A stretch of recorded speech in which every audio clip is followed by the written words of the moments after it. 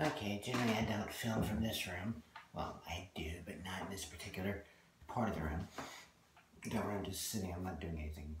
Yeah, see, everything's on, everything's good. I'm just sitting on the toilet. Well, not sitting on the toilet like what you would think, because it's closed, just so you don't freak out on me.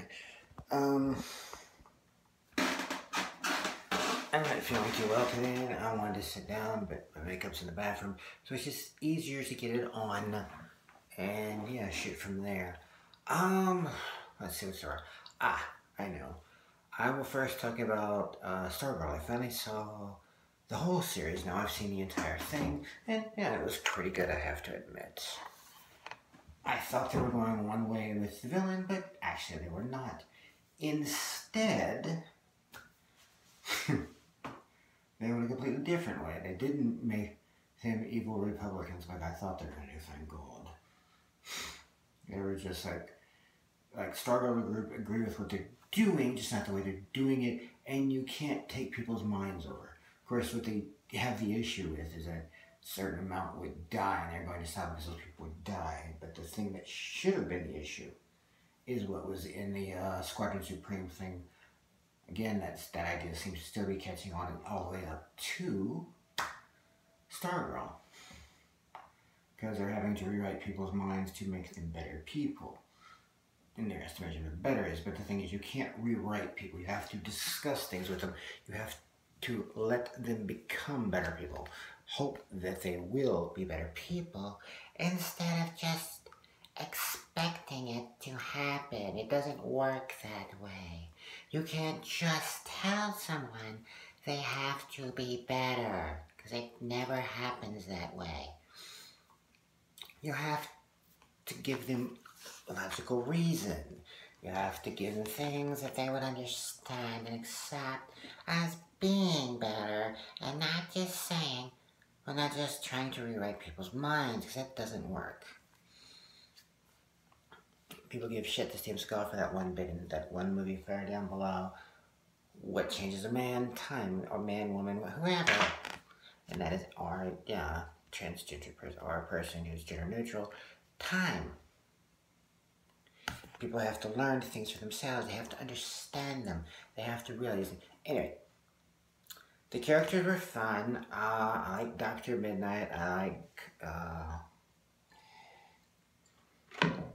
Iron Man Wildcat.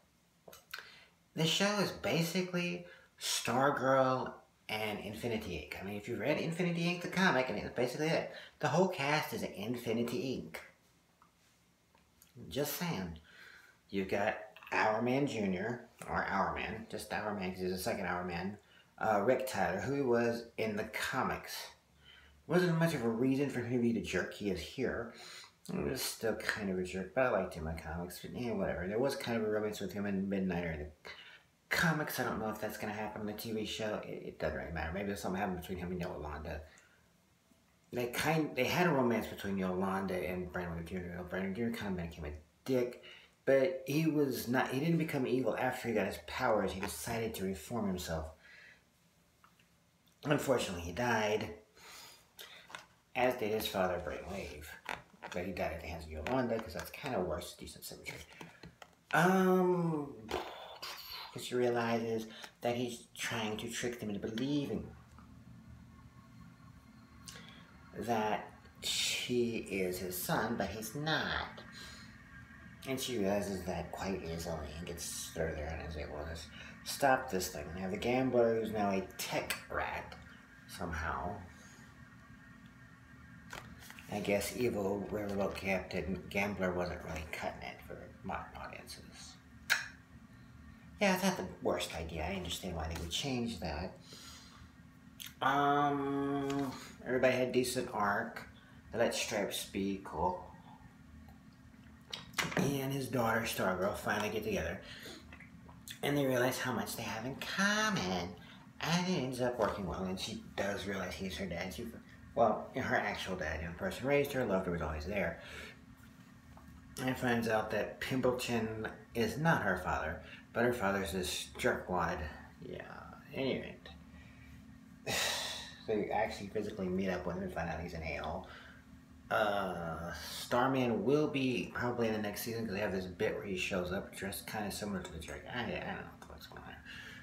I'm not sure how he's alive or why he's doing that, or if this is something else. And Dragon Lady, the daughter of Dragon Man, will be coming back as what is his name?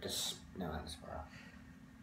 Eclipso for some reason, but whatever. I mean, these are some characters and ideas that have been reused on a few different shows and given a new purpose for them through different things in live action.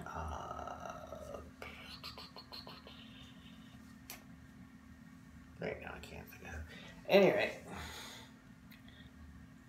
I didn't really know Homeboy was going to be Sir Justin, the Shining Knight. I thought he was the villainous guy, the druid, the evil druid thing. He had like the power where he's like doing like wood and shit, but apparently no, he's actually Sir Justin, so that's cool.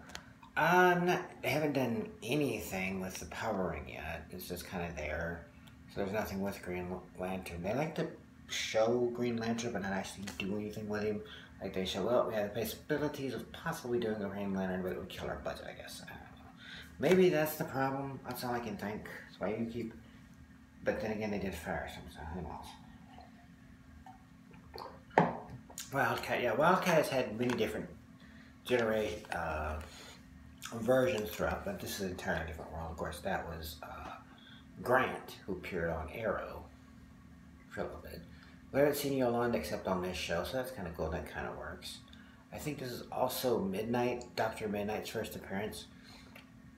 Even though she can see, which is interesting because Dr. Midnight couldn't see. That's why he had the surgery and everything. But yeah, Marvel kind of borrowed the concept for Daredevil, except they used the name of a different Golden Age character from a different company that was defunct and added that to it. I don't know where the lawyer came from. It was interesting how they defeated Isis, who was the main villain. Everybody kept telling me it's Dragon Master, but he was just kind of there. He was not the main villain at all. He was significant to the plot. He's the one that was able to bring back the, Brainwave to being evil so he could do their generator thing, and it's fine. And yeah, Homegirl was evil. Kind of figured that from the start. She was a decent foil for Stargirl, though she gets her ass kicked at the end by Stargirl. She ends up killing her father for whatever reason. I don't know.